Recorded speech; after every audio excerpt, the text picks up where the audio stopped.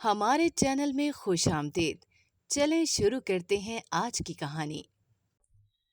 میں یتیم خانے میں نوکری کرتی تھی۔ وہاں ایک لڑکی سے میری دوستی ہو گئی۔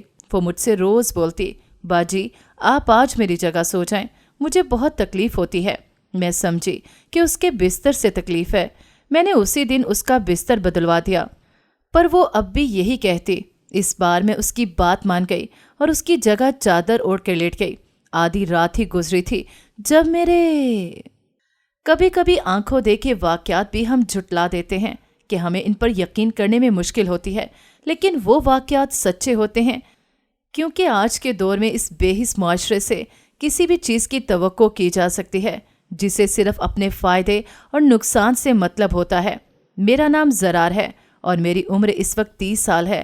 میں اپنے ساس کے ساتھ رہتی ہوں۔ میرے شوہر کی موت 8 سے 3 سال پہلے ہی ہو گئی تھی اور ہماری اولاد بھی کوئی نہیں تھی۔ سسر کی وفات تو میری شادی سے بھی کافی عرصے پہلے ہو گئی تھی۔ میری ایک ہی نند تھی جو اپنے بچوں کے ساتھ اکثر آتی جاتی رہتی تھی۔ میرے شوہر کی موت کے بعد مجھے میرے ماں باپ نے واپس اپنے گھر لے جانا چاہا تھا تاکہ اب وہ میری دوسری شادی کروا دیں، لیکن اب میں شادی نہیں کرنا چاہتی تھی۔ اگر میری شادی ہو جاتی تو میری ساس اکیلی رہ جاتی، اور اگر میں اپنے مائکے چلی جاتی تو ماں باپ کے بعد مجھے یقین تھا کہ میری بھابیاں مجھے وہاں نہ رہنے دیتیں۔ تبھی میں نے اپنی ساس اور اپنی جگہ کو نہ چھوڑنے کا فیصلہ کیا، کیونکہ مجھے یہی ٹھیک لگتا تھا۔ میرا شوہر ایک فیکٹری میں کام کرتا تھا اور اس کی موت کے بعد ہمیں وہاں سے کوئی بھی بونس یا اس حوالے سے پیسے نہیں ملے تھے۔ سرکاری نوکری تو تھی نہیں، تبھی پینشن کا بھی سوال پیدا نہیں ہوتا تھا۔ تبھی میں نے نوکری ڈھونڈنے کا سوچا تاکہ اپنا اور اپنی ساس کا پیٹ پال سکوں۔ میں زیادہ پڑھی لکھی نہیں تھی، ایف اے ہی کیا ہوا تھا، جس کی وجہ سے کسی اسکول میں جاب ملنا مشکل تھا اور کسی کمپنی میں تو ناممکن ہی تھا۔ میں نوکری ڈھونڈنے میں سرگرداں تھی جب ایک دن میری ہمسائی نے مجھے بتایا کہ قریبی یتیم خانے میں خاتون کی ضرورت ہے۔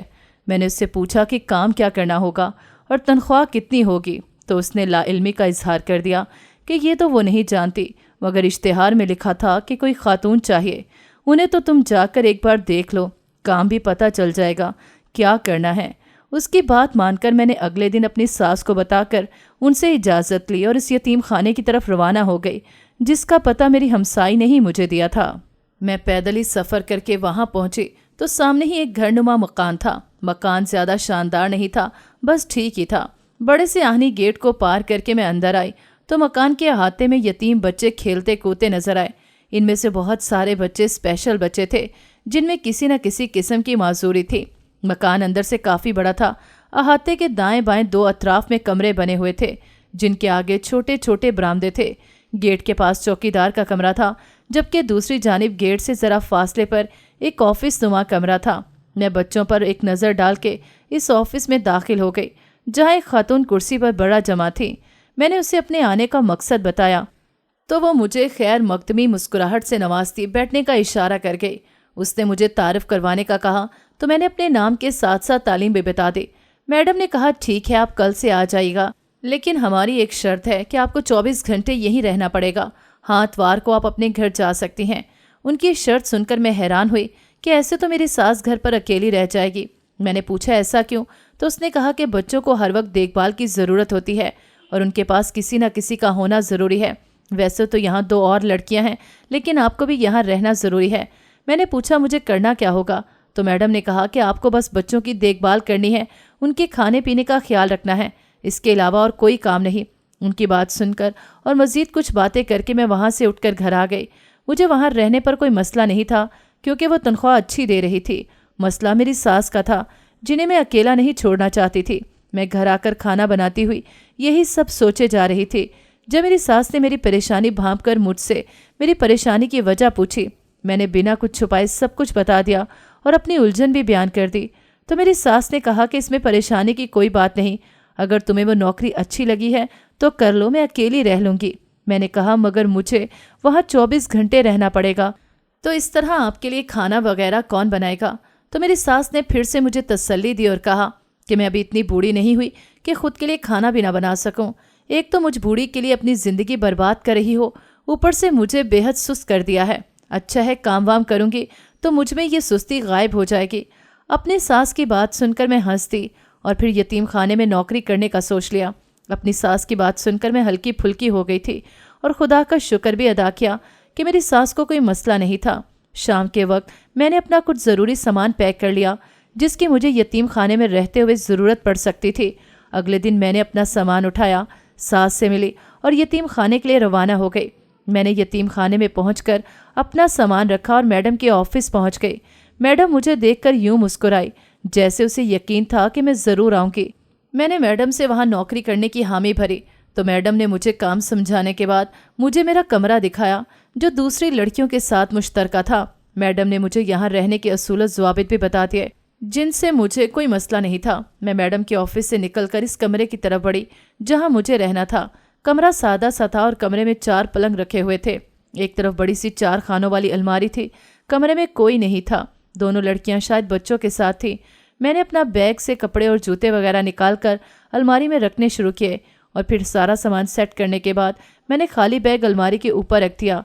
सामान सेट करने के बाद मैंने 5 मिनट पलंग पर बैठकर कमर सीधी की और सर पर दुपट्टा दुरुस्त करती बाहर निकल आई। बाहर ही मुझे वो 2 लड़कियां नजर आ गईं जो यहाँ काम करती थीं। वो दोनों ही 24 या 25 साल की होंगी। एक का नाम फरहीन और दूसरी का नाम मुनज़्ज़ा था। जल्द ही मेरी उनसे अच्छी गपशप हो गई। मैं और वो दोनों काफ़ी देर तक बच्चों के साथ खेलते एक दूसरे को अपने बारे में बताते रहे। फिर दोपहर के खाने का वक्त हो गया तो हम सब बच्चों को लेकर हालनुमा कमरे में आ गए जहाँ दरियाँ बिछी हुई थीं। सारे बच्चे ज़मीन पर बिछी दरियों पर बैठ गए तो हम सबके सामने प्लेटें और ग्लास रखने लगे जिनमें उनको खाना और पानी देना था। खाना बनाने वाली एक मासी भी यतीम खाने में रखी हुई थी, लेकिन वो यहाँ रहती नहीं थी। वो सुबह आती और शाम का खाना बनाकर वापस अपने घर चली जाती जो करीब ही था। 3 वक्त का खाना बनाना उसकी जिम्मेदारी थी। रफ्ता रफ्ता वक्त गुजरने लगा और मैं इन सबसे मायूस होने लगी। बच्चे सारा दिन या तो खेलकूद में मगन रहते या पढ़ाई में। इनको पढ़ाने की जिम्मेदारी फरहीन और मुनज़्ज़ा की थी। स्पेशल बच्चों को संभालना ज़्यादा मुश्किल था, मगर फिर मैं रफ्ता रफ्ता आदी होती गई। वहाँ रहते हुए एक बात मैंने नोट की थी और वो ये कि वहाँ रोज़ कोई ना कोई बच्चा अडॉप्ट होता था। रोज़ कोई ना कोई फैमिली किसी न किसी बच्चे को लेने आई होती और मैडम इनको बच्चा दे भी देती। लेकिन सिर्फ बच्चे जाते नहीं थे बल्कि मज़ीद बच्चे आ भी जाते थे। 2 से 3 आदमी थे जो यतीम बच्चों को वहाँ लेकर आते थे ताकि वहाँ उनको रिहाइश और खाने पीने के साथ ज़िंदगी की बाकी की सहूलियात मुयस्सर हो सकें। मैं दिल ही दिल में मैडम के इखलाक की कायल हुई थी जिनकी वजह से यतीम बच्चों को आसरा मिल रहा था और फिर इन्हीं यतीम बच्चों को एक हैप्पी फैमिली भी मिल जाती थी। इन दिनों वहाँ मेरी एक छोटी लड़की से अच्छी खासी दोस्ती हो गई जिसका नाम इकरा था। वो 13 साल की थी और उसकी एक आंख ख़राब थी, मगर वो बहुत प्यारी और मासूम सी लड़की थी। वो मुझे बहुत पसंद करती थी और मेरे इर्द गिर्द ही रहती थी। मैं भी उससे बहुत प्यार से पेश आती थी। किसी बच्चे पर भी सख्ती ना करती थी कि बच्चे बहुत हसास होते हैं, छोटी छोटी बातों को दिल पर लगाकर बदसन हो जाते हैं। मुझे वहाँ रहते 3 हफ्ते हो गए थे और मैं इस माहौल की आदी हो गई थी। अब तो मुझे भी वहाँ रहना अच्छा लगने लगा था क्योंकि मुझे वो बच्चे बेहद अच्छे लगते थे। मेरी खुद की कोई औलाद तो थी नहीं, तभी मैं इनमें ही अपनी औलाद को देख लेती थी। एक दिन मैं अपने कमरे में बैठी आराम कर रही थी जब इकरा मेरे पास आई। वो काफ़ी घबराई हुई थी और डर उसके चेहरे पर नुमाया था। मैंने उससे पूछा कि क्या हुआ, तो उसने कहा कि बाजी आप मेरी जगह सो जाया करें। मैंने हैरत से पूछा क्यों, क्या हुआ? तो उसने कहा कि आप मेरी जगह सो जाओ, मुझे बहुत तकलीफ़ होती है। उसकी बात सुनकर मैं हैरान हुई। फिर जैसे मुझे समझ आ गई कि क्या मसला होगा, मैंने कहा ठीक है मैं कुछ करती हूँ, तुम फिक्र मत करो। मेरी बात सुनकर वो खुशी से दमकता चेहरा लिए कमरे से बाहर चले गई। वो बाहर बच्चों के साथ खेलने लगी तो मैंने जाकर उसका बिस्तर वगैरह चेक किया कि शायद बिस्तर में कोई मसला है या खटमल वगैरह है जिससे उसे तकलीफ़ होती है। बज़ाहिर मुझे बिस्तर में किसी किस्म का कुछ भी तकलीफ़ देने वाली चीज़ नज़र न आई, मगर एहतियात के तौर पर मैंने चौकीदार से कहकर इकरा के लिए नया बिस्तर लगवा दिया। उसका बिस्तर लगवाकर मैं भी बाकी बच्चों के साथ यतीम खाने के अहाते में बैठकर उनको बहलाने लगी। हमारा कमरा बाकी बच्चों से अलग था। मैडम ने बच्चों के लिए कमरों में दरियाँ बिछाकर ऊपर गद्दे बिछवाए हुए थे जहाँ वो बच्चे सोते थे। इनके कमरे में पलंग नहीं थे। एक कमरे में 10 बच्चे सोते थे और टोटल 4 कमरे थे और 40 के करीब बच्चे यहाँ रहते थे। इकरा का बिस्तर बदलवा कर मैं मुतमईन हो गई थी। रात को खाना खाने के बाद सब बच्चे सोने के लिए चले गए। अगले दिन मामूल के मुताबिक सब बच्चों को खाना खिलाकर हम अहाते में बैठे हुए थे कि इकरा एक बार फिर मेरे पास आई और कहने लगी कि आप मेरी जगह सो जाया करो, मुझे तकलीफ़ होती है। मैं उसकी बात सुनकर हैरान हुई और कहा कि कैसी तकलीफ़? मैंने तुम्हारा बिस्तर बदलवा दिया है, अब क्यों तकलीफ हो रही है? मेरे सवाल पर वो मुनज़्ज़ा और फरहीन को देखने लगी जो मेरे पास ही बैठी थी, और फिर खामोशी से बिना कोई जवाब दिए चली गई। अगले 3 दिन तक मुसलसल ऐसे ही होता रहा। इकरा मुझे अकेले देखकर मेरे पास आती और यही कहती, बाजी आप मेरी जगह सो जाओ, मुझे तकलीफ होती है। मैं उसे टाल देती, लेकिन फिर मैंने एक दिन कहा कि ठीक है, मैं तुम्हारी जगह पर सो जाऊंगी। मेरी बात सुनकर वो खुश हो गई और मेरा शुक्रिया अदा करती दूसरे कमरे में चली गई। इस रात खाना खाने के बाद मैं इकरा की जगह पर चादर ओढ़ कर लेट गई और सोने की कोशिश करने लगी। मुझे ये लग रहा था कि इकरा अपनी जगह बदलने की वजह से झूठ बोल रही है, वरना यहाँ पर बिस्तर से कैसी तकलीफ। यही सब सोचते सोचते मेरी आंख लग गई। अभी आधी रात ही गुजरी थी जब मेरे पैर में सरसराहट सी हुई। मुझे लगा जैसे किसी ने मेरे पैर में गुदगुदी की है। मैंने कसमका कर अपने पैर समेट लिए। तभी मेरी पिंडली में अजीब सी चुभन हुई, ऐसी चुभन जैसे किसी ने मेरी पिंडली में सुई चुभोई हो। मैंने कराह कर अपनी टांग इकट्ठी करते चेहरे से चादर हटाकर सामने देखना चाहा तो मेरा सर चकरा गया।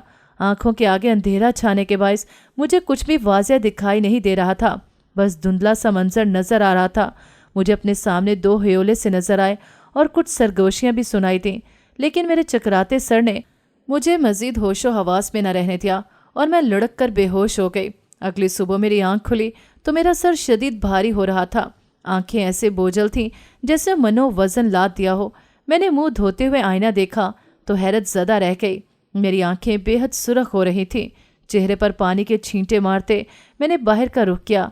सबके साथ मिलकर नाश्ता किया और सब जहन से झटक कर बच्चों के साथ मसरूफ़ हो गई, क्योंकि मुझे कल रात के बारे में कुछ भी याद नहीं था। इकरा मेरे पास आई और कहने लगी, बाजी आपको भी तकलीफ़ हुई थी?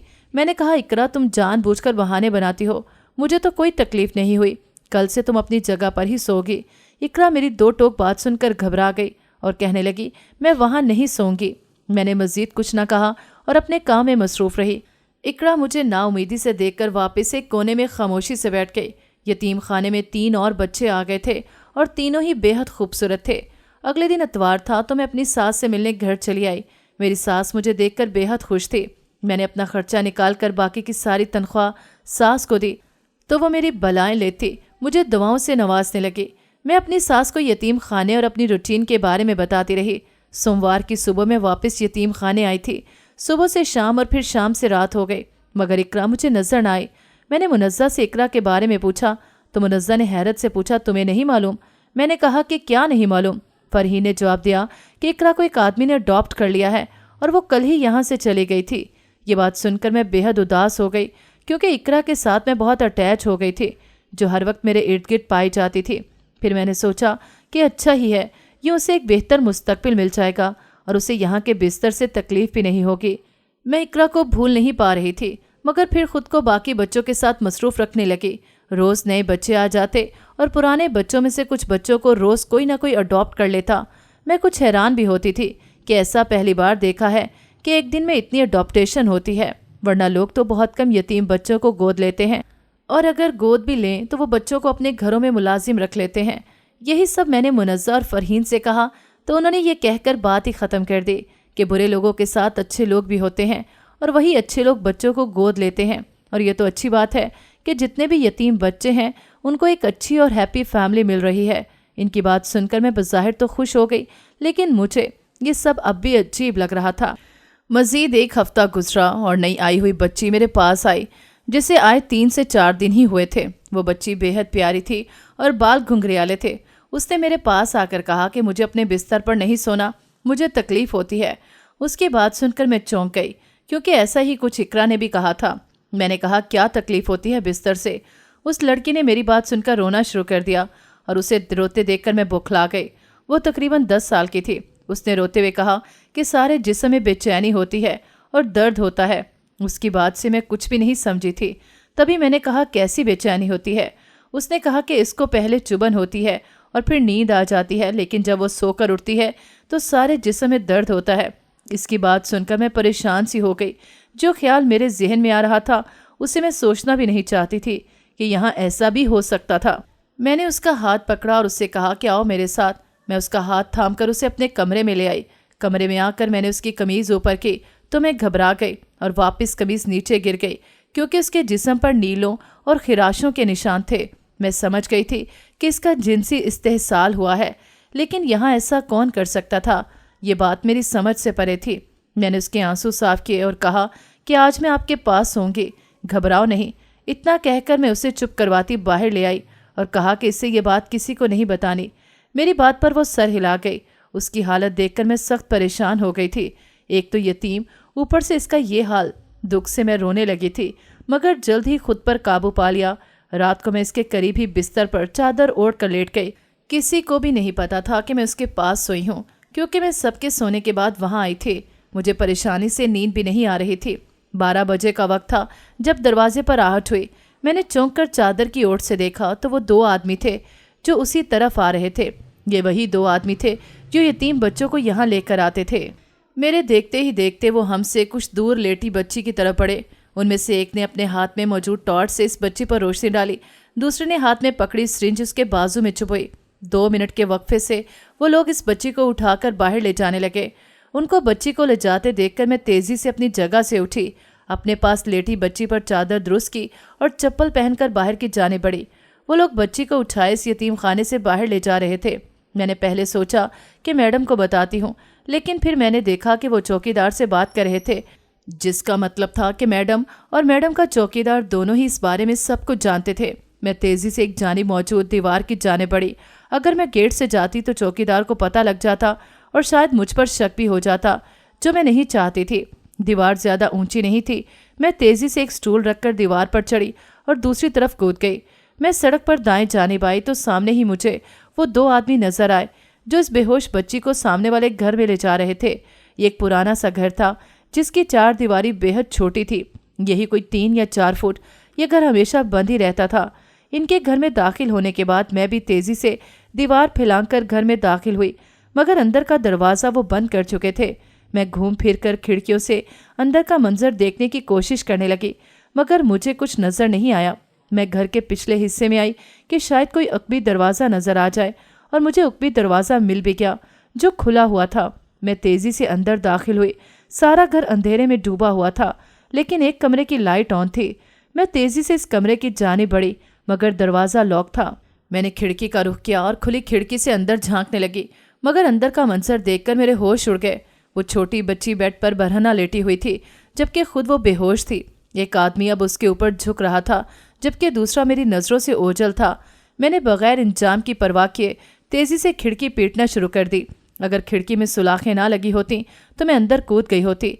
मैंने चीखते हुए कहा, छोड़ो बच्ची को, वरना मैं पुलिस को बुला लूंगी, छोड़ो इसे। मेरी चीखनुमा धमकी सुनकर वो आदमी बौखलाकर सीधा हुआ और खिड़की के करीब आया और गुस्से से मुझे देखकर कहने लगा, तो तुम यहाँ कैसे आई? जाओ यहाँ से। मैंने गुस्से से कहा कि बच्ची को छोड़ो, मैं अभी पुलिस को बुलाती हूँ, फिर पता चलेगा कि मैं यहाँ कैसे आई। इतना कहकर मैं पलटने लगी जब किसी ने मेरे मुंह पर क्लोरोफॉर्म से भरा रुमाल रखा। उसने दूसरे हाथ से मेरा बाजू थामा ताकि मैं मज़ाहमत ना करूं। मैंने अपने आप को छुड़वाने की कोशिश की, लेकिन इस मर्द के सामने मैं बेबस थी जिसने मुझे जकड़ा हुआ था। अचानक मेरा जिस्म ढीला पड़ने लगा और फिर मैं अपने होशो हवा से बेगाना होती नीचे गिर गई। दोबारा मुझे होश आया तो मेरा सर घूम रहा था। आंखों के सामने अभी भी अंधेरा सा महसूस हो रहा था। ऐसा लग रहा था जैसे दर्द से सर फट रहा हो। मैंने अपने सर को दबाने के लिए हाथ को हरकत दी, लेकिन मेरा हाथ हिला भी नहीं। मैंने बोझल होती और दर्द करती आंखों को खोलकर अपने हाथों को देखा तो मेरी आंखें खौफ से फट गईं। मेरे हाथ रस्सियों से बंधे हुए थे। मैंने सर उठाकर देखना चाहा तो सर में दर्द की एक टीस उठी। मैंने कराह कर इधर उधर देखा तो मेरा रंग जर्द पड़ गया। मैं एक वीरान और काट कबाड़ से भरे कमरे में कुर्सी पर बंधी हुई पड़ी थी। कमरे में बदबू के भुपके उड़ रहे थे। मेरा सर पहले से दर्द से फटा जा रहा था, रही सही कसर बदबू ने निकाल दी। अचानक मेरे जहन में झमाका हुआ और मुझे बेहोश होने से पहले की सारी बात याद आई। इस बच्ची के साथ उन्होंने क्या किया होगा मैं नहीं जानती थी, मगर इतना एहसास हो चुका था यकीनन उनके इरादे गलत ही होंगे, और इन सब में यतीम खाने की मैडम और चौकीदार भी मुलविस थे। इनके इरादे यकीनन खतरनाक थे। मुझे बेसाख्ता इकरा की याद आई, उसके साथ भी उन्होंने यही किया होगा। तभी वो रोज़ मुझसे कहती थी कि उसे तकलीफ होती है। मेरी आंखें भीगने लगी थी कि इन मासूम बच्चों पर इतना जुल्म किया जा रहा था सिर्फ इसलिए कि वो लावारिस थे और इन जालमों को पूछने वाला कोई नहीं था। मैं अभी अपनी सोचों में ही गुम थी जब दरवाज़ा एक झटके से खुला और वही दोनों आदमी अंदर दाखिल हुए। उनमें से एक के हाथ में खाने की थाली थी। میں نے کہا کہ مجھے جانے دو، میں کسی کو کچھ نہیں بتاؤں گی۔ میری بات سن کر وہ ہنسے اور کہنے لگے کہ کیوں، پہلے تو بڑا اچھل رہی تھی، اب نکل گئی ساری ہیکڑی۔ میں ان کی بات سن کر رونے لگی تھی۔ اس وقت میں بے بس تھی، کچھ بھی کر نہیں سکتی تھی۔ وہ میرے ساتھ کچھ بھی کر سکتے تھے اور میں نے روک بھی نہیں سکتی تھی۔ یہ کھانا کھا لے، بھوکی ہوگی نا، رونے کے لیے بھی تو طاقت چاہیے۔ وہ کھانے کی تھالی میرے قریب رکھ کر میرے ہاتھ کھولتے باہر نکل گئے، مگر میں نے کھانے کو ہاتھ نہ لگایا کہ مجھے راستے سے ہٹانے کو کہیں زہر ہی نہ ملایا ہو۔ آخر کو میں ان کے بارے میں سب کچھ جان گئی تھی اور وہ مجھے ایسے ہی تو نہیں چھوڑ سکتے تھے۔ میں نے ادھر ادھر دیکھنا شروع کر دیا کہ شاید کوئی باہر جانے کا راستہ، دوسرا راستہ نظر آ جائے، مگر وہاں ایسا کوئی راستہ نہیں تھا۔ ایک دروازہ ہی تھا جو وہ لوگ بند کر کے جا چکے تھے۔ میں نے دروازہ کھٹکانا شروع کیا اور زور زور سے چیخ کر کہنے لگی کہ دروازہ کھولو، مجھے جانے دو، مگر باہر ہنوز خاموشی تھی۔ شاید وہ لوگ جا چکے تھے۔ میں نے دروازے کو زور زور سے اپنی طرف کھینچنا شروع کر دیا، جس سے شور سا پیدا ہونے لگا، مگر دروازہ نہ کھلا۔ میں کھڑکی کے قریب آئی، لیکن کھڑکی پر لوہے کی سلاخیں تھیں جن سے میرا باہر نکلنا مشکل تھا۔ میں نے باہر جھانکنا شروع کر دیا، لیکن باہر بھی کوئی نہیں تھا جسے میں مدد کے لیے پکار سکتی۔ میں نے ایک بار پھر دروازہ دھڑ دھڑانا شروع کر دیا، زور زور سے دروازے کو جھنجھوڑنے لگی، مگر دروازہ نہیں کھلا۔ کچھ سوچ کر میں نے کمرے میں اسکریو ڈرائیور تلاش کرنا شروع کیا، جو مجھے کاٹ کباڑ میں پڑی ایک ڈبے سے مل بھی گیا۔ دروازے کے قریب آ کر میں نے دروازے کے قبضوں کے پیچ کھولنے شروع کر دیے۔ 1 گھنٹے کی محنت کے بعد دروازہ اپنے فریم سے الگ ہو گیا تھا۔ میں نے دروازے کو اس پٹ کو ایک طرف کیا اور کمرے سے باہر نکلی۔ باہر خاموشی تھی، جس کا مطلب تھا یہاں کوئی نہیں۔ میں تیزی سے مین گیٹ کی طرف گئی، مگر وہ باہر سے بند تھا۔ کچھ سوچ کر میں اوپری منزل پر گئی۔ کچھ کمروں کو دیکھنے کے بعد میں آخری کمرے کی طرف آئی تو مجھے وہاں بالکونی نظر آئی۔ میں بالکونی کے ساتھ لگے پائپ سے نیچے اترنے کی کوشش کرنے لگی، لیکن میرا پیر پھسلا اور میں دھڑم سے نیچے جا گری۔ مجھے لگا میری کمر ٹوٹ گئی ہے، مگر میں کراہتی ہوئی اٹھی اور لنگڑاتی ہوئی دیوار کی جانب بڑھی۔ یہ وہی گھر تھا جہاں میں رات کو داخل ہوئی تھی۔ درد کرتی ٹانگ کے ساتھ میں نے دیوار پھلانگی اور دوپٹے سے چہرہ چھپاتے وہاں سے تیزی سے آگے بڑھنے لگی۔ یتیم خانہ سامنے ہی تھا، اگر چوکیدار دیکھ لیتا تو وہ مجھے دوبارہ پکڑ لیتے۔ میں نے پیدل ہی پولیس اسٹیشن تک کا سفر کیا۔ میں ان یتیم بچوں کو ان ظالموں کے رحم و کرم پر نہیں چھوڑ سکتی تھی، چاہے پھر اس میں مجھے کسی بھی قسم کا نقصان اٹھانا پڑتا۔ میری ٹانگ اور کمر میں شدید درد تھا، مگر میں پولیس اسٹیشن پہنچ چکی تھی۔ وہاں جا کر مجھے 10 منٹ انتظار کرنا پڑا اور پھر مجھے انسپیکٹر سے ملنے کی اجازت مل گئی۔ وہاں بیٹھے مردوں اور پولیس والوں کی نظروں سے مجھے مزید گھبراہٹ ہونے لگی۔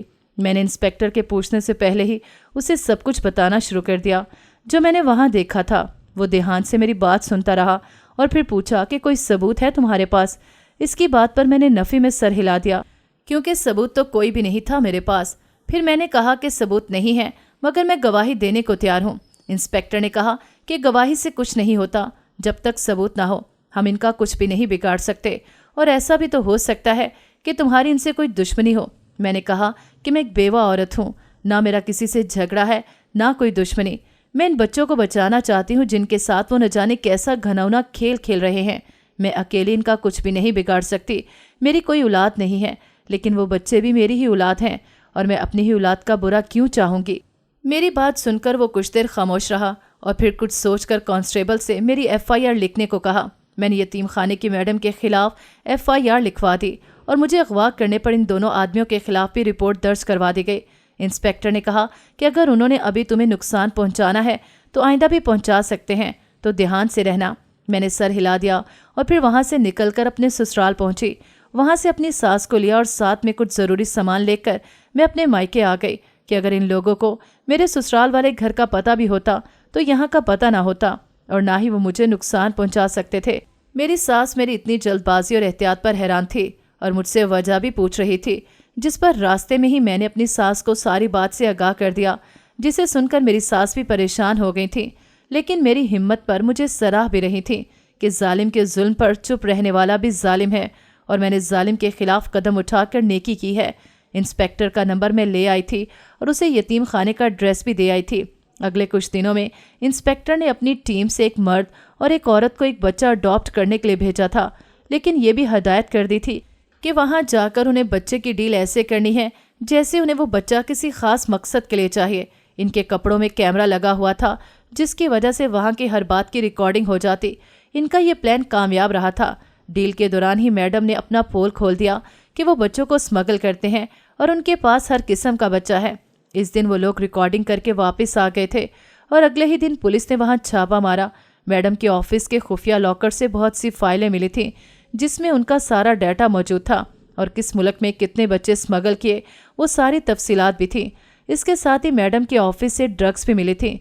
इंस्पेक्टर ने मैडम के साथ चौकीदार को भी गिरफ्तार कर लिया और तफ्तीश के दौरान ये बात भी खुली थी कि वो मासूम बच्चों के ब्लू फिल्म्स बनाकर बेचते थे जिससे वो करोड़ों रुपए कमाते थे और इस काम के लिए वो यतीम बच्चों का इस्तेहसाल करते थे क्योंकि यतीम बच्चों के पीछे कोई भी उनसे कुछ पूछने वाला न था।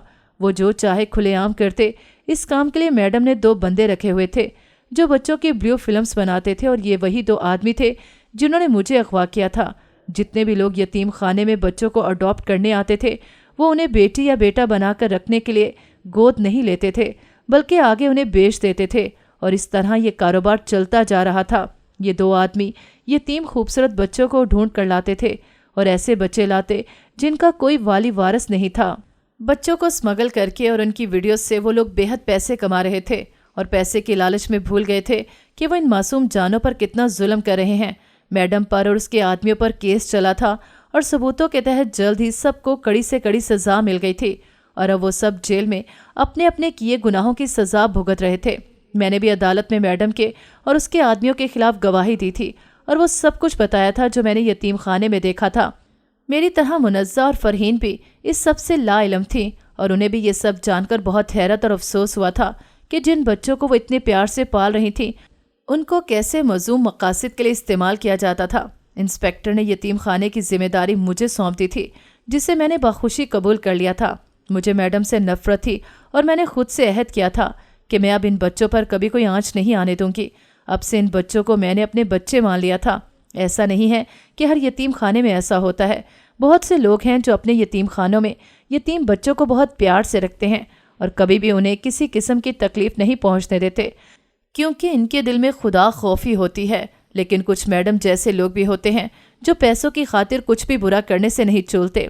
ऐसे लोगों के लिए पैसा ही सब कुछ होता है और वो भूल जाते हैं कि रब जब इनकी पकड़ करेगा तो इनकी कोई तदबीर काम नहीं आएगी। मुझे अब भी कभी कभार इकरा की बहुत याद आती है और मैं घंटों बैठकर रोती रहती हूँ, लेकिन मैं ये भी जानती हूँ कि मैं कभी उससे मिल नहीं पाऊंगी। लेकिन मैं कोशिश करती हूँ कि हर बच्चे की अच्छे से परवरिश करूँ और उन्हें इतना मजबूत बनाऊँ कि कभी कोई इनका फ़ायदा उठाने का सोचे भी तो वो खुद की खुद हिफाजत कर सके। नाज़रीन, अगर आपको हमारी कहानी अच्छी लगी है तो वीडियो को लाइक करें, शेयर करें और हमारे चैनल को सब्सक्राइब करें। अगली वीडियो तक इजाज़त दें। अल्लाह हाफ़िज़।